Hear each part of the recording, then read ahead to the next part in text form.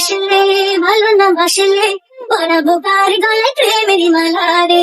Social মিডিয়ার বেশ আলোচনায় থাকা কন্টেন্ট ক্রিয়েটর আলম হাসান এবং মুক্তার সংসার ভেঙে যাওয়ার পেছনের আসল কারণ কি জানেন? অবশেষে কিন্তু ফাঁস হয়ে গেল কেন মুক্তা আর আলম হাসানের এত সুন্দর সাজানো গোছানো সংসারটা ভেঙে গেল। আসলেই কি মুক্তা আর আলম হাসানের সংসারটা সাজানো গোছানো ছিল? এটাই কিন্তু অনেকের প্রশ্ন। কিন্তু কথা হলো, শুরু থেকেই তো সোশ্যাল মিডিয়ায় বেশ বিতর্কে ছিলেন আলম হাসান আর মুক্তা। কারণ বিয়ের পরেই দেখা গেছে কিছুদিনের মাথায় কিন্তু মুক্তা বাড়ি থেকে বের হয়ে যায় এবং প্রেস মিডিয়ার সামনে অভিযোগ জানায় আলম হাসান নাকি পরকীয়ায় আসক্ত, তার সাথে আর সে সংসার করবে না। সে সময় কিন্তু বেশ আলোচনায় আসেন মুক্তা এবং আলম হাসান, যদিও পরবর্তীতে আলম হাসান আর মুক্তা কিন্তু মিটিয়ে আবার তারা সংসারে ফিরে যায়। সেই ঘটনার পর থেকেই কিন্তু সোশ্যাল মিডিয়াতে বেশ চর্চায় চলে আলম হাসান এবং মুক্তা।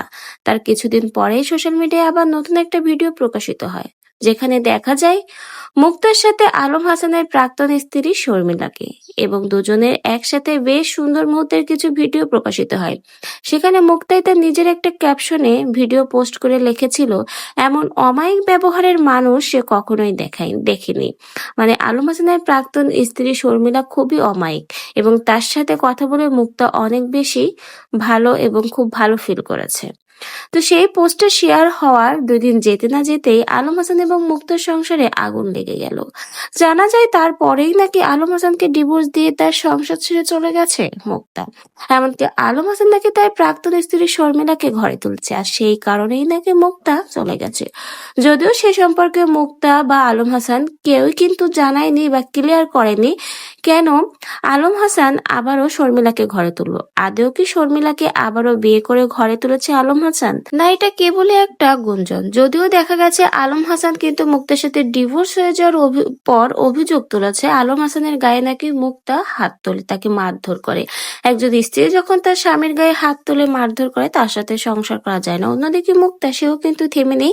সেও অভিযোগ করেছে আলম হাসান আর তার মা নাকি একজন ব্যবসায়ী 2 দিন পর পর এরকম ভাবে মেয়েদেরকে বিয়ে করায় ছেলেকে দিয়ে, তারপর তাদের কাছ থেকে টাকা পয়সা সোনা গহনা এই সকল আটক করে। এটা নাকি তাদের একটা ব্যবসার প্ল্যান করে প্রত্যেকবার এক একটা মেয়েকে তারা ফাঁসায়। এছাড়া আলম হাসান নাকি মানসিকভাবে সুস্থ না, সে নাকি নানা রকম ভাবে টর্চার করে, বিশেষ করে মানসিক টর্চারে রাখে তার স্ত্রীদের। এই জন্য এই পর্যন্ত 4টা বিয়ের একটাও নাকি টেকেনি আলম হাসানের। 2 পক্ষই কিন্তু অভিযোগ জুড়ে দিয়েছে, কিন্তু কথা হলো এই পর্যন্ত কিন্তু প্রকাশ্যে আসেনি যে আসলেই আলম হাসান আর মুক্তার সংসার ভাঙার জন্য আসলেই কি দায়ী শর্মিলা, না এটা তাদের নিজেদের জন্যই তারা নিজেরাই সংসার ভেঙেছে।